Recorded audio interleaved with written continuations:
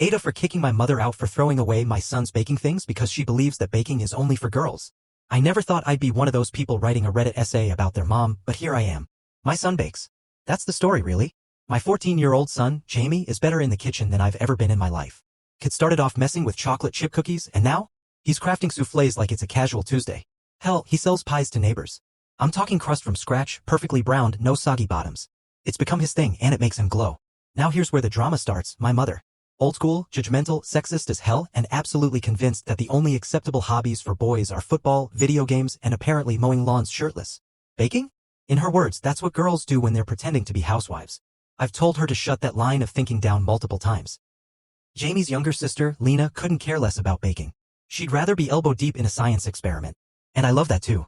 I support both my kids in what they love, no matter what gender role my mom thinks applies. She came to stay with us for a few days, something I was already wary about, but Jamie's birthday was coming up and he still wanted her there. He's too sweet for his own good sometimes. Then, the explosion.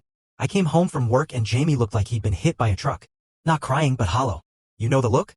The kind that just hurts to see on your kid's face. I asked what happened. He said, Grandma threw away my baking stuff. At first, I thought maybe he meant something small, like she accidentally broke a bowl or misplaced a whisk. But no. The entire cabinet where he kept his tools was wiped clean. Gone. Hand mixer, digital scale, silicone molds, pans, his measuring spoons. Some of it gifted. Some bought with money he earned from orders.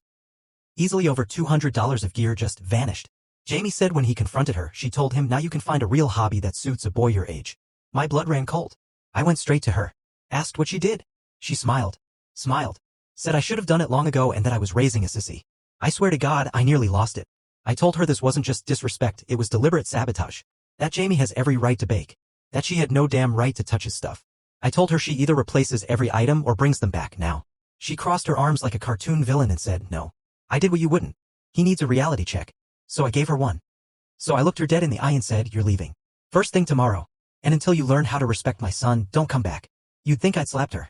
She gasped like I'd just betrayed some ancient mother-son loyalty pact, like I was supposed to let her bulldoze over my kid's passion just because she's family. She started in on this dramatic monologue about how I was choosing some silly phase over my own mother.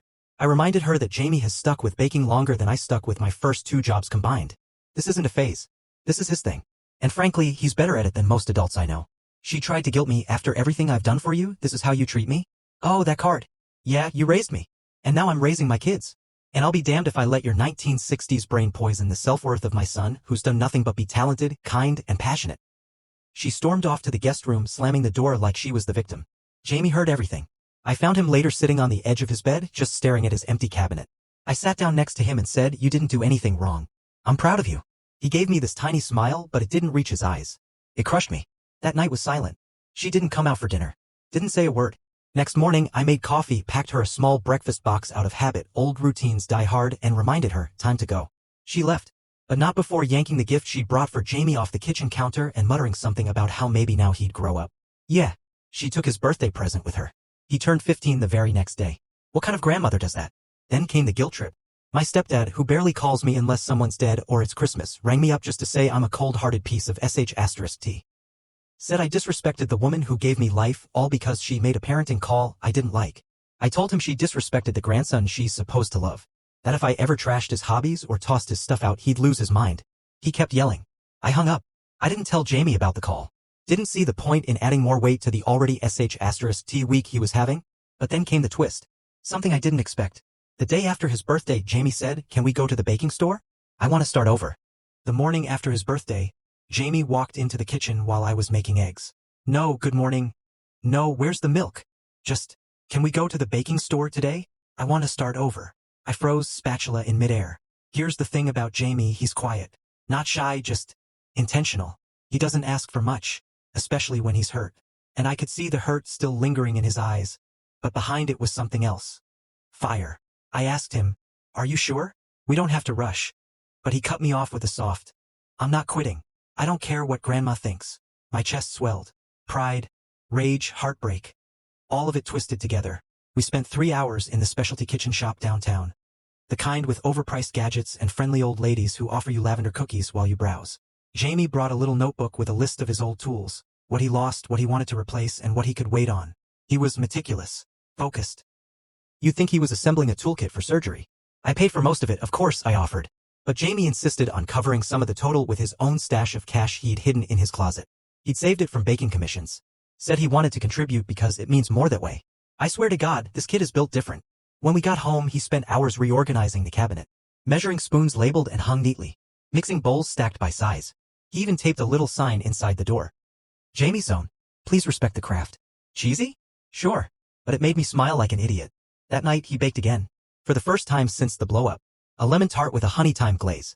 I'm not exaggerating when I say it tasted like forgiveness and sunshine. Lena, his sister, asked if she could post a photo of it on her Instagram. He shrugged, said okay. By the next day, it had over 3,000 likes. A couple of her followers, strangers, asked if Jamie took orders. And just like that, things started rolling. He got DMs, Venmo pings. Local moms wanted birthday cupcakes. One woman asked if he could do a rustic naked cake for her engagement party. I asked him if he wanted help managing it. You know, pricing, scheduling, all that jazz. He looked up and said, actually, yeah, I think I want to make this bigger. That's when it hit me, this wasn't just a hobby anymore. My son was building something. And the person who should have been cheering the loudest had tried to burn it all down. But she wasn't gone yet. Not really. Because 2 days later, she texted. 2 days after Jamie started getting his groove back, my phone buzzed while I was doing dishes. It was a message from her. Just one line. I hope you're proud of raising a boy who'd rather be a housewife than a man. No greeting. No apology. Just that bitterness wrapped in a ribbon of moral superiority. I didn't respond. I didn't even show it to Jamie. What good would that do? He was in the living room sketching cake designs in a spiral notebook.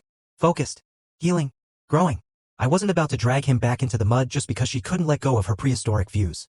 But then that night, Jamie came into my room, no notebook, no laptop, just holding something in his hands.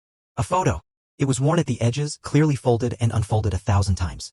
It was of him, maybe 7 years old, in an apron twice his size, covered in flour, holding a messy birthday cake with Happy Birthday Dad scrawled across it in red gel icing. No, in birthday. He said, do you remember this? I laughed. How could I forget? It took me a week to get that red dye out of the countertop. He smiled. But then he said that was the first time Grandma said it. I blinked. Said what? Jamie sat down and stared at the picture. She called me a little girl playing dress-up. Right after you went to work. I remember because I cried in the bathroom for like 20 minutes and didn't even want to give you the cake anymore. I was stunned. That was 7 years ago. This hadn't just started. She'd been tearing him down behind my back for years. Planting seeds of shame and hoping they'd grow into silence. And Jamie? He kept it in all this time. I don't know if he was protecting her or protecting me. I felt sick. I wanted to call her right then and let loose. But Jamie stopped me. He said, don't. She's not going to change. I just wanted you to know. And in that moment I realized this kid wasn't just rebuilding a baking cabinet. He was reclaiming himself. The next day we went to pick up ingredients for his first big custom cake order, a gender-neutral rainbow cake with vanilla bean cream. He asked if we could donate the profits to a local youth shelter that helps LGBTQ+ teens. I said yes, of course. But the universe wasn't done twisting the knife. Because that evening, while we were frosting layers in the kitchen, a knock came at the door. Guess who? I opened the door and there she was. My mother, standing on my porch like nothing happened. No warning, no call, just there. In her hands, a cheap plastic cake container with a grocery store label still attached. Chocolate fudge. The irony almost made me laugh. Jamie peeked over my shoulder. I felt him stiffen. She looked at me, then at him, then back at me, and said, I brought cake. For Jamie. Jamie didn't say a word. Didn't move. I could practically hear his heartbeat from behind me. I didn't invite her in. I just said, why are you here? She rolled her eyes like I was the one being dramatic. To make peace. You made your point. I'm the bad guy. I get it.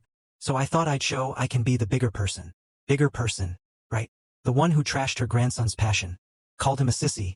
Threw away his property. And then texted me to say he should grow up to be a man and not a housewife?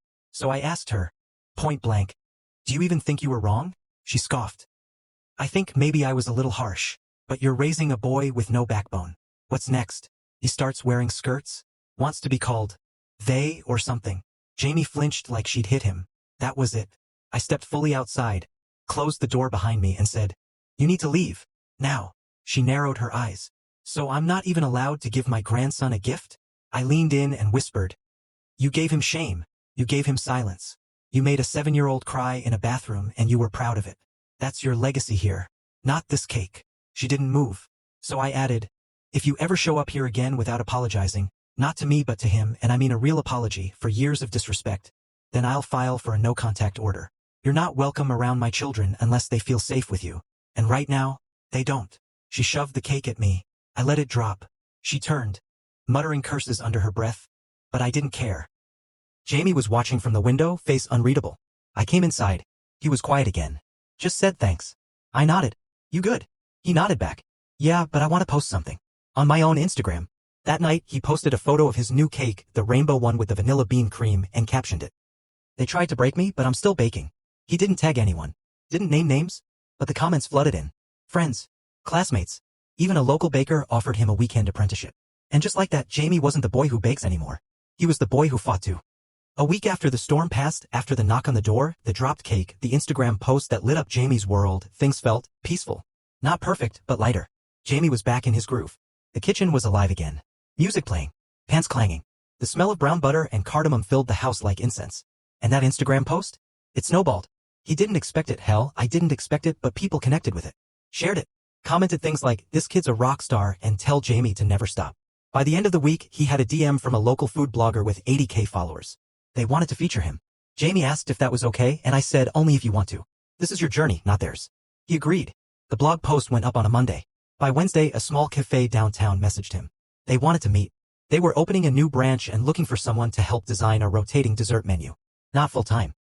Just creative consultation. A few test bakes. A paid opportunity. He was 15. The owner, a sharp, tattooed woman named Marla, told Jamie, I don't care if you're 15 or 50. Talent's talent. And your lemon tart? Best damn crust I've had in 5 years. I sat in that cafe, watching my son speak with confidence to a total stranger about flavors, textures, glaze shine, and crumb density, and I realized something. He didn't just survive what my mother did. He outgrew it. She hasn't apologized. Not really. She sent one of those empty, I guess I made a mistake texts after the blog went viral, trying to wriggle back in like a cat who acts like it never scratched you. Jamie saw it. He just handed me the phone and said, block her. So I did. He's not bitter. He's not angry. But he's done.